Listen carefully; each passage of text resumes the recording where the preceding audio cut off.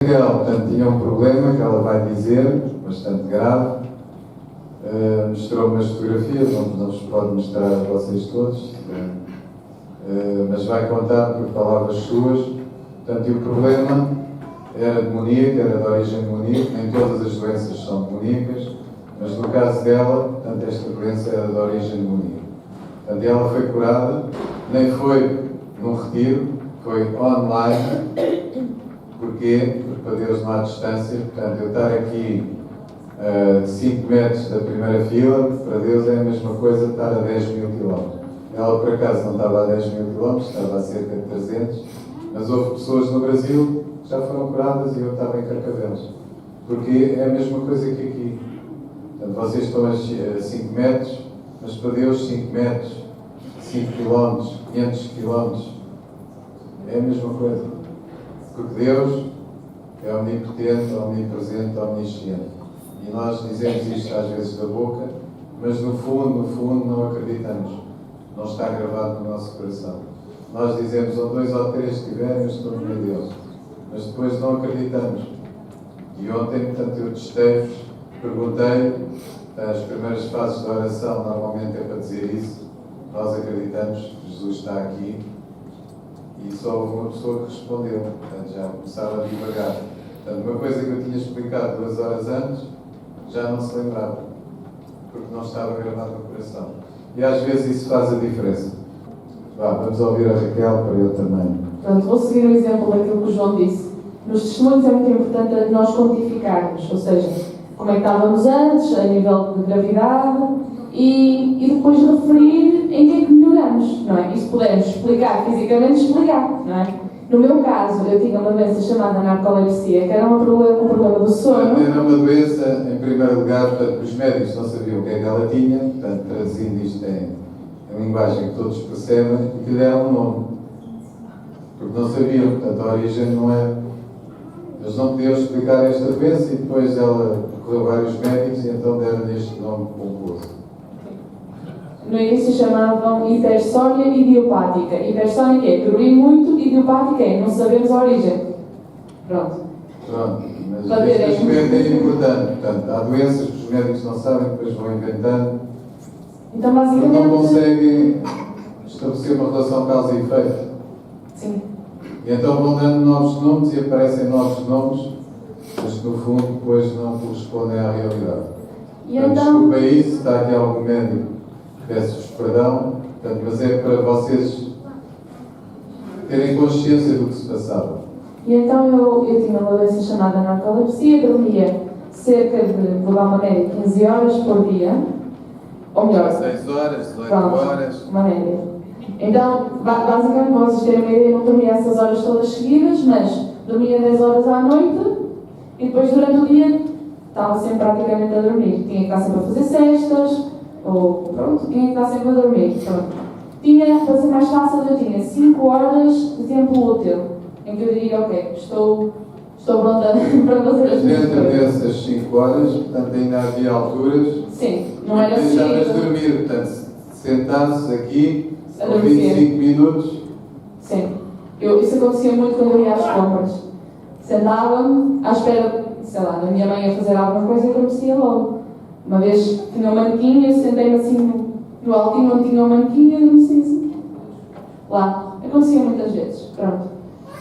Portanto, já viram o que é isso na vida de uma pessoa, de uma jovem estudante universitária? Sim, não é fácil porque uma pessoa tem que fazer a sua vida. Eu supostamente nem sequer podia conduzir, não é? Mas lá tive podia deixar-se dormir.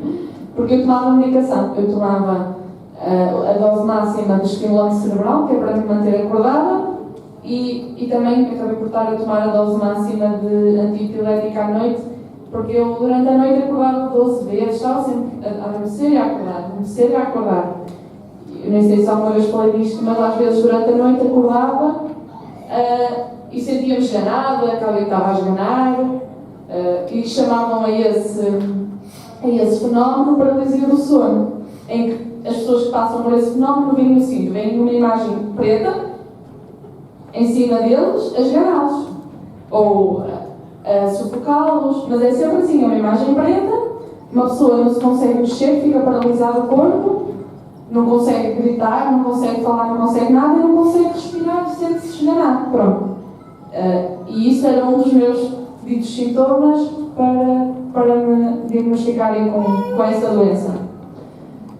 Depois comecei a ficar pior na faculdade, etc. Comecei a desmaiar, ficava inconsciente, achavam que eu tinha um tumor cerebral, porque não estavam a perceber o que é que se passava. Fui a 10 especialidades, ninguém sabia dizer o que eu tinha. Esta segunda fase, a fase dos desmaios, até que chegaram à parte de acharem que era um tumor, fiz o TAC, não tinha nada, e pronto, e a partir daí já não tinham mais respostas a dar no hospital e fomos arranjar uma resposta espiritual. E a verdade é que depois de falar com o João e eles explicaram: olha, Raquel, tu já fizeste isto ou aquilo que ele diz a toda a gente, isto, aquilo, tens de abrir o coração a Jesus, tens de confessar, tens de mudar a tua vida, tens de tornar uma católica a sério, não é?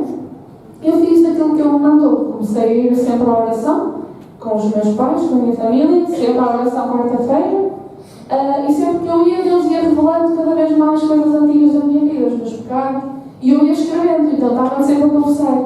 Eu num mês confessei 16 vezes, porque eram às vezes as coisas que me iam surgindo. E eu no início, sem perceber muito bem o porquê das coisas, eu disse assim: olha, eu vou acreditar em tudo aquilo que o João me está a dizer, e depois quando eu estiver melhor, vou ter tempo para tentar perceber. Agora vou assumir que o que ele está a dizer é verdade e vou cumprir. Portanto, fazias vários telefonemas ao dia? Sim. Mas antes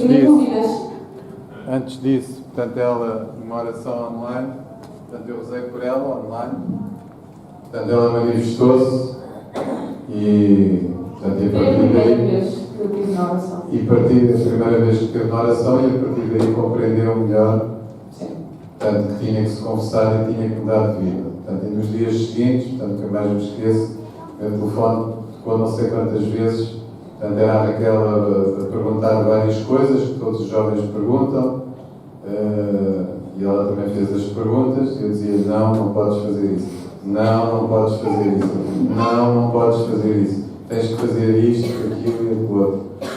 Isto posso... Não podes, é pecado. Pronto, ela sabe bem aquilo que eu lhe disse e as conversas que tive. E pronto, isso foi muito útil, porque a verdade é que aquilo para mim foi um abandono, não é? O facto de estar mal espiritualmente, e levei aquilo a sério. E percebi: ok, estou assim, mas Jesus, se permitiu que isto acontecesse, é porque quer que eu fique bem. E depois, durante uma semana, fiz as confissões, comecei a rezar, mudei muita coisa, e naquela semana, a verdade é que numa semana eu parei de desmaiar, parei de ficar com sono e parei de tomar a medicação. Numa semana? Sim. Portanto, e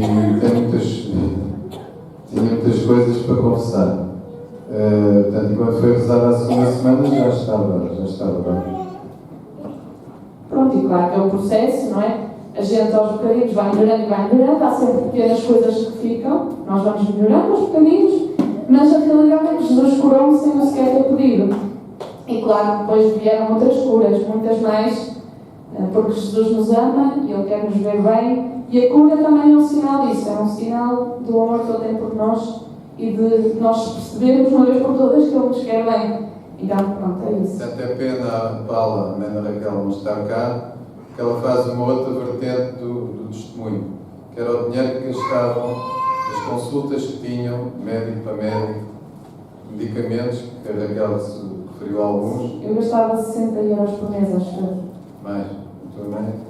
Mais um bocadinho. Pois, porque eu tenho outros problemas para além disso também. Até me esqueço. Portanto, e a mãe dela diz precisamente: nós naquela altura gastávamos isto com a Raquel, andávamos o tempo que tinham que andar de médico para médico, consulta para consulta, e ninguém solucionou. Portanto, e numa oração online, nem foi presencial, o problema dela foi completamente resolvido. Depois num retiro, já agora não estou obrigado, num Moledo, já viste? Sim, mas explico. Então, eu disse assim à minha mãe, fomos para o retiro. Eu disse: minha mãe, olha, eu incomodo-me de ter óculos, vou pedir para ser curada. Mas depois nunca mais pensei no assunto. Cheguei lá, começamos a cantar, como cantamos aqui, No início da manhã, imagina, Logo. no início da manhã estávamos a louvar, tínhamos 10, 15 minutos, não sei, foi no início. Foi logo no início. Não estava a cronometrar. Portanto, ela estava sentada, ali na primeira fila, estava em pé, começou a dizer, eu estava no palco, ela começou a dizer, eu estou a ver o João, eu estou a ver o João. Porque eu não conseguia ver bem a cara dele, de onde estava. E comecei a ver, pronto. E depois só me disse assim, já estou a ver. Pronto. Portanto, isto para dizer, portanto, o facto de estarem aqui, nós recebemos muitas graças, estas foram visíveis. Não estávamos a fazer uma oração de cura, estávamos no início do louvor e Deus curou. Portanto, como na oração online, portanto, logo no início as pessoas começam a chorar, são curas interiores que Deus está a fazer, neste caso foi uma cura física, que Deus está a fazer. E que nós temos que ter consciência, portanto, o ambiente é propício, nós temos que ir à procura da fonte da graça. Portanto, onde a graça é derramada. Portanto, foi aquilo que eu estava a dizer no Naam. Portanto, a serva disse para ir ao profeta.